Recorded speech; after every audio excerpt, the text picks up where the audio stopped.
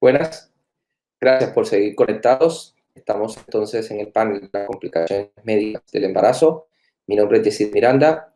Quiero agradecer al comité por esta amable invitación para que hablemos de las medicaciones que podemos continuar, que podemos usar en aquellas pacientes que tienen un lupus y embarazo.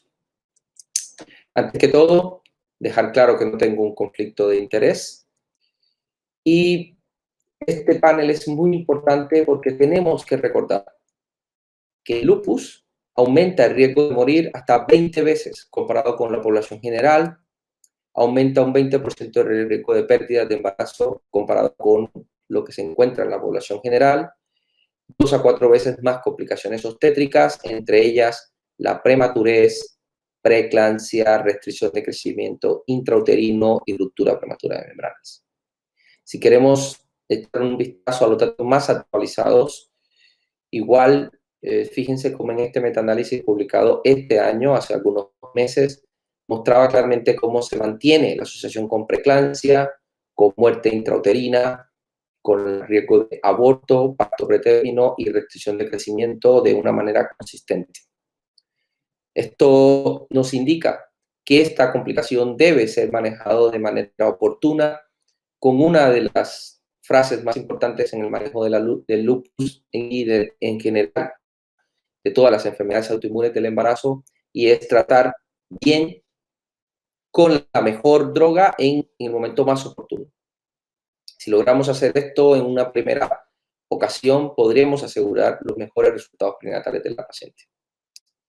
Si ya tenemos entonces una paciente que está queriendo tener embarazo o que insinúa su deseo de quedar embarazada, ¿qué debemos hacer? Lo primero es que tenemos que evaluar el daño asociado a la enfermedad, en qué estado se encuentra esa paciente, qué daño de órgano blanco ya tiene por esta enfermedad de acuerdo a su curso y evolución crónica en esa paciente, evaluar la actividad de la enfermedad en ese momento para evaluar qué medicación debemos adicionar, continuar o suspender. Y obviamente la evaluación de autoanticuerpos es clave para poder tomar esta decisión. Hay factores de riesgo que ya tenemos identificados para resultados maternos adversos. Entre esos es la antecedente ya de una nefritis lúpica previa o activa, que la madre empiece ya con una hipertensión crónica de base o que tenga una proteinuria mayor de 1 gramo en 24 horas. El grado de actividad de la enfermedad también lo podemos evaluar si esa paciente requiere o no el uso de prednisona en ese momento para lograr un control adecuado de la enfermedad, altos niveles de DNA, bajos niveles de complemento o trombocitopenia. Y en cuanto a los anticuerpos antifosfolípidos, tendremos entonces dos tipos de pacientes. Aquel paciente que tiene un anticoagulante lúpico positivo o la paciente que llamamos con un triple positivo de anticuerpos antifosfolípidos. Es clave que se haga una evaluación preconcepcional completa de las pacientes. A la izquierda van a notar la evaluación que debemos hacer en una paciente con lupus. Es clave que tengamos esta lista de paraclínicos para poder identificar el grado de afectación materna de órgano blanco y el grado de actividad de la enfermedad. Y durante el embarazo vamos a evaluar la actividad de la enfermedad con este panel completo que ven a la derecha. ¿Qué cambios inmunológicos van a afectar la gestación con lupus? Y esto va a incidir, obviamente, que debemos mantener. Recordar que la placenta es considerado el mayor trasplante, por lo cual la madre debe activar unos mecanismos de tolerancia que pueden generar desencadenar crisis lúpicas, pueden alterar de por sí ya el sistema inmune alterado que tiene esa madre. Temprano en el embarazo, este encuentro con los antígenos paternos que va a generar entonces ya la primera reacción inflamatoria en la madre, que va a ser subsecuentemente explotada o potencializada en procesos inflamatorios por definición, como son la implantación y la placentación, que está caracterizada por un ambiente proinflamatorio. Y esto lo han mostrado diversos estudios, como se muestra que in vitro e in vivo se muestra un aumento de citoquinas, particularmente interleuquina 6, interleuquina 1, interleuquina 17, y esto va incluso acompañado de un aumento en la actividad humoral. Este ambiente proinflamatorio inflamatorio debe tener entonces un ambiente antiinflamatorio que está particularmente establecido por las células T reguladoras, los linfocitos T reguladores que se han identificado en decidua y los cuales tienen unas citoquinas que van a tratar de promover un balance, particularmente la interleuquina 10, IP-10, interleuquina 1, receptor de la interleuquina, y este fino balance debe ser mantenido durante el embarazo y es a lo que debemos apuntar. Tratar de controlar este ambiente inmunológico en la embarazada. Y fíjense que es un balance muy difícil de mantener, particularmente en el embarazo. Hay un aumento de estrógenos y de progestágenos que van a aumentar la tolerancia al embarazo, aumentando la población de linfocitos T reguladores en la decidua, en la placenta, y esto va a promover que haya cierta tolerancia. Cambios fisiológicos que también empeoran el lupus está el incremento en el volumen intravascular que puede alterar una función cardíaca renal ya de base. Hay un incremento normal en la filtración glomerular, pero esto puede además aumentar entonces la proteinuria en una paciente que ya tenga una proteinuria de base.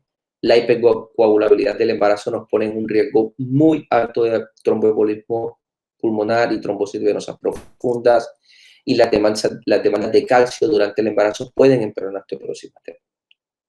Teniendo en cuenta entonces estos cambios fisiológicos y el estado basal de la madre, podemos entonces plantear filosóficamente que todas las mujeres con riesgo de desarrollar la enfermedad, ya sea porque tienen un marcador serológico positivo o ya se identifica un desbalance proinflamatorio, vamos a hacer prevención primaria tratando de disminuir el riesgo de que esa madre llegue a desarrollar el diagnóstico como tal de un lupus. El diagnóstico ya establecido va a hacer que establezcamos entonces las medidas de prevención secundaria y terciaria, que son las que vamos a hacer con los medicamentos. Y fíjense que cuando hacemos una prevención primaria, secundaria y terciaria, vamos a evitar el daño en la paciente con lupus. ¿Cuáles son las medidas que se han descrito en términos generales para disminuir o prevenir este daño de órgano? Para aquellas pacientes que presentan un control en la terapia, aquellas que no tienen un riesgo de fallecer, se pueden entonces utilizar, y por eso estas pacientes están utilizando azatioprina, metotrexate, mientras que aquellas que tienen un riesgo alto de fallecer se utilizan terapias como la ciclofosfamida o el rituximab. La carga de la enfermedad se va a ir aumentando a medida que la enfermedad se descontrole, y es aquí donde la prevención terciaria, que es normalmente la que debemos hacer durante el embarazo, es la prevención de la progresión a la enfermedad, particularmente crisis lúpicas y daño a órgano blanco.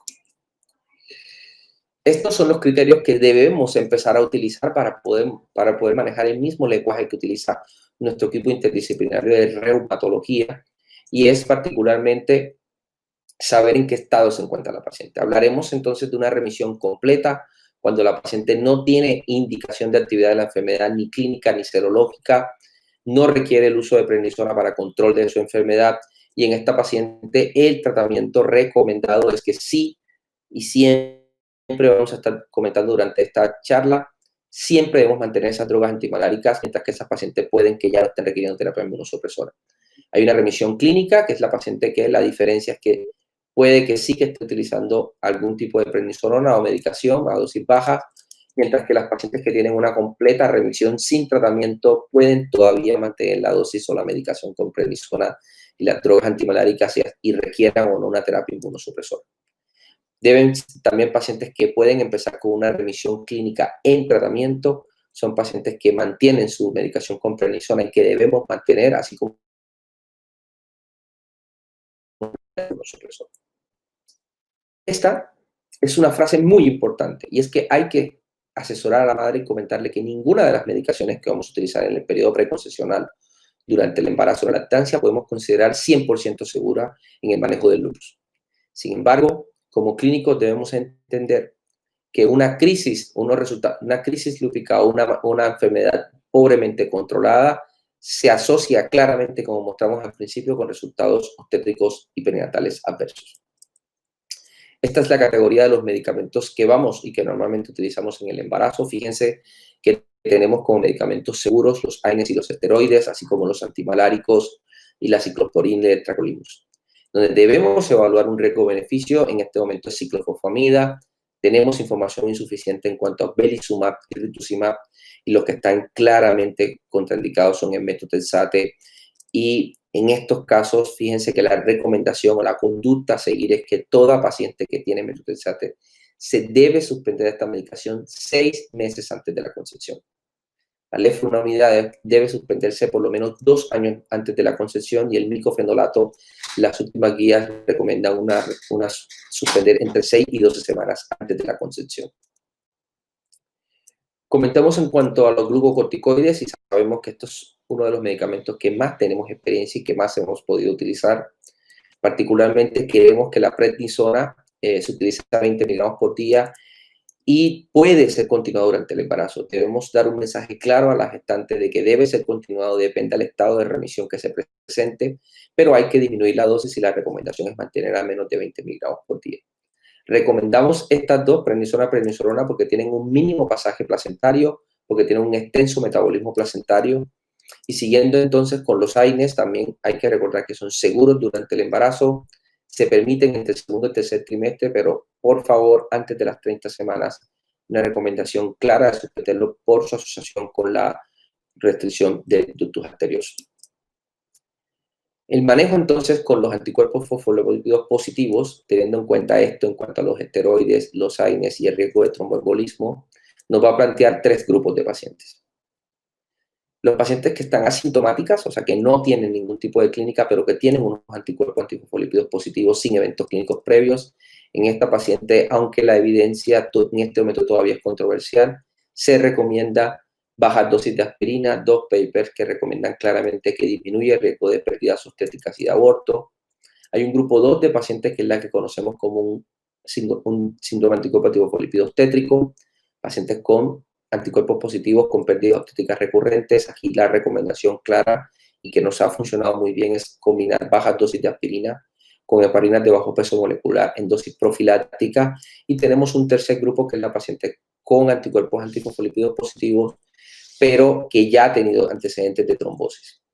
En estas pacientes, la diferencia es que vamos a mantener durante todo el embarazo y hasta 6 semanas postparto una dosis en dosis terapéuticas, la heparina. Las drogas antimaláricas son claves para el manejo de las pacientes con lupus y es importante entender que estas pacientes van a disminuir claramente, este medicamento disminuye claramente las recaídas, disminuye la necesidad de dosis de las esteroides, el riesgo de trombosis y el daño a órgano blanco. Además, están indicadas para disminuir la actividad de la enfermedad de la trombofilia y mejorar la sobrevida. Este paper, que fue publicado en el 2015 en Lupus, muestra cómo el uso de drogas antimaláricas no solamente disminuye estos resultados de la enfermedad como tal, sino que claramente en este estudio de corte prospectiva mostró una disminución clara de parto pretérmino comparado con pacientes en las cuales no se utilizó la hidroxicloroquina, de un 15.8 comparado con un 44% la disminución de parto pretérmino, e incluso la disminución de restricción de crecimiento fue más marcada con una frecuencia de restricción de crecimiento casi que similar a la población general, mientras que en las pacientes con lupus que no se utilizó hidroxicloroquina fue tan alto como el 28.6%. Este otro paper que fue publicado en el American Journal mostró claramente también cómo el uso de hidroxicloroquina mejora no solamente en las pacientes con lupus, sino aquellas con anticuerpos antifosfolipídidos positivos, mejorando claramente la tasa de el live birth, disminuyendo el parto pretérmino, las muertes fetales antes de las pérdidas fetales después de las 10 semanas, y mejoró incluso la vida del parto vaginal. Está claro entonces que la hidroxicloroquina es una medicación que no solamente debemos mantener, no estaba con hidroxicloroquina, debemos iniciar la dosis de hidroxicloroquina por los claros beneficios a la madre y al feto. Cuanto a las drogas inmunosupresoras, está claro que en este momento azatioprina, ciclosporina y tacrolimus son las drogas que podemos utilizar durante el embarazo, mientras que metotrexate, como comentamos previamente, debe ser descontinuado por menos 12 semanas antes de la concepción. Estamos creando más y más experiencia con azatioprina, y aunque es una droga que la FDA clasificó como categoría D, no existen datos de incremento de anomalías congénitas en trasplantes de los pacientes que han estado en trasplantes y que han estado expuestos a azatioprina. Es claro que se encuentran mínimas concentraciones en la leche materna, por lo cual se puede recomendar durante la lactancia y es una muy buena opción si la paciente venía siendo tratada con micofenolato. Cuanto a las drogas biológicas, esto es el arsenal que estamos utilizando, pero aquí hay un medicamento que queremos resaltar más y es el rituximab, que se ha utilizado mucho para enfermedades resistentes al tratamiento con glucocorticoides, y este paper particularmente nos mostró cómo en pacientes que estuvieron embarazadas expuestas a rituximab, 153 pacientes que se describieron en este estudio, 90 nacidos vivos, y de estos, 11 de estos 90 neonatos fueron reportados como con alteraciones hematológicas. Cual la información debe ser clara que solamente en aquella paciente en la cual tenemos problemas para controlar la enfermedad, este inmunosupresor podría ser una recomendación clara, mostrando aún así los riesgos-beneficios y claramente a la madre de que estamos en una situación donde claramente riesgo-beneficio. Las últimas recomendaciones entonces en Attitude Care y en Research en cuanto a cómo manejar las pacientes las podemos resumir en estas recomendaciones. Tendremos entonces dos tipos de pacientes con lupus considerando embarazo. Aquella paciente que tiene una alta actividad del lupus, la recomendación a esta paciente es primero controlar la actividad de la enfermedad antes de considerar el embarazo. La paciente que tiene una baja actividad hay que rotar las medicaciones compatibles con el embarazo y evaluar la eficacia y la seguridad. Esa es la primera recomendación, fuerte a favor. Y en ese sentido hay que evaluar las pacientes tempranos en el embarazo. Se nos van a presentar 4 escenarios. Aquella paciente que tiene un lupus, fíjense que la hidroxicloroquina hay una recomendación fuerte a favor de mantenerla, así como la aspirina a baja dosis, a una recomendación a favor condicionada. Hay que evaluar con los laboratorios para evaluar el nivel de actividad de esa enfermedad. El otro tipo de pacientes son aquellas que tienen unos anticuerpos anti-RO, anti-LA positivos.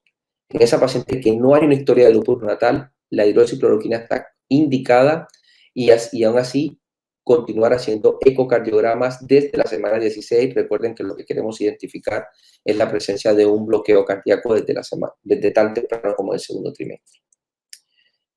La incidencia de lupus neonatal aumenta claramente en aquellas pacientes que tienen unos anticuerpos anti-RO, anti-LA positivos, por lo cual nuestra recomendación es siempre evaluar los anticuerpos anti-RO, anti-LA para saber qué medicación. Aún así, la hidroxicloroquina ha mostrado buenos beneficios en reducir el riesgo de afectación.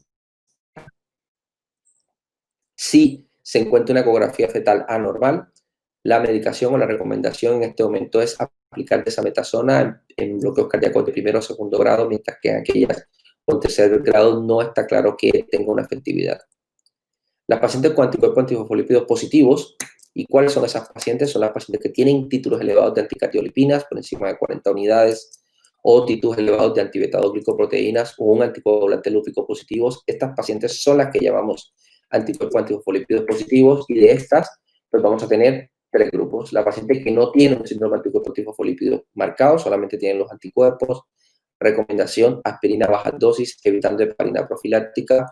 No está recomendado en este momento la hidroxicloroquina en estas pacientes.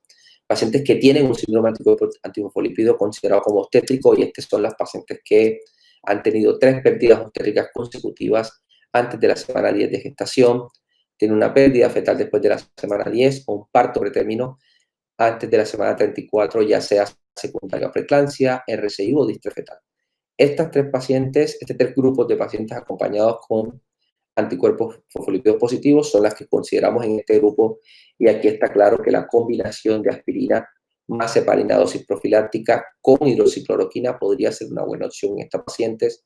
No se requieren inmunoglobulinas o de la dosis plena de heparinas, y evitar la prednisolona en estas pacientes. Aquellas pacientes con un SAP trombótico, heparina más, pero la heparina a dosis terapéutica más la aspirina y la hidroxicloroquina.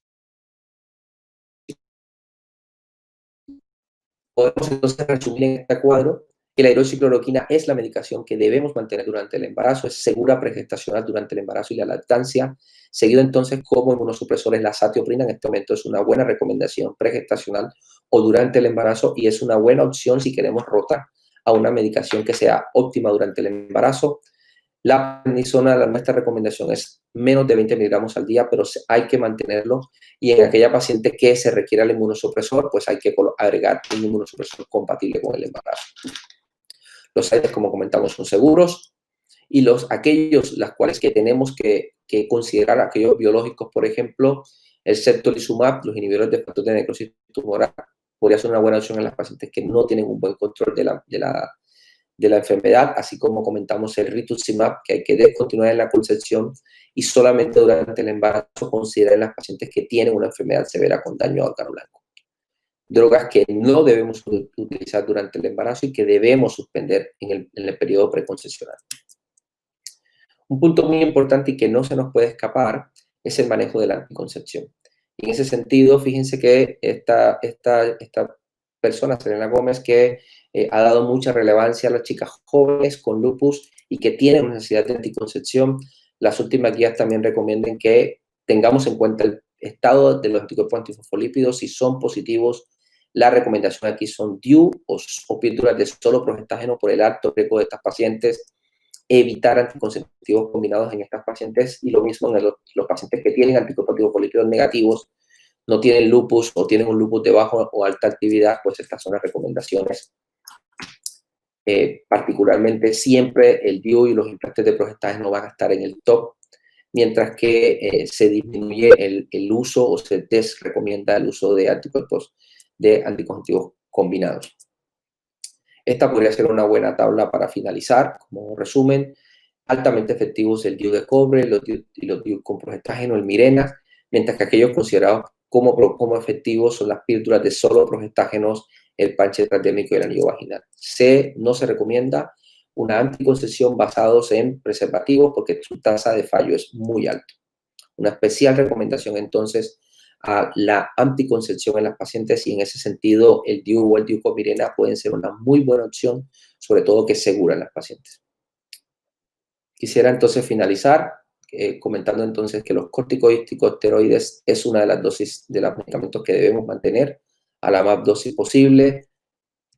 Podemos utilizar en dosis altas para derivar en complicaciones maternas. Los antimaláricos están aquí resaltados, deben continuarse durante el embarazo por estos beneficios que estamos aquí comentando. Y por último, en cuanto a los inmunosupresores, la azatioprina a una dosis de 2 miligramos por kilo puede ser una muy buena opción. Muchas gracias por estar conectados. Espero que haya sido de su agrado.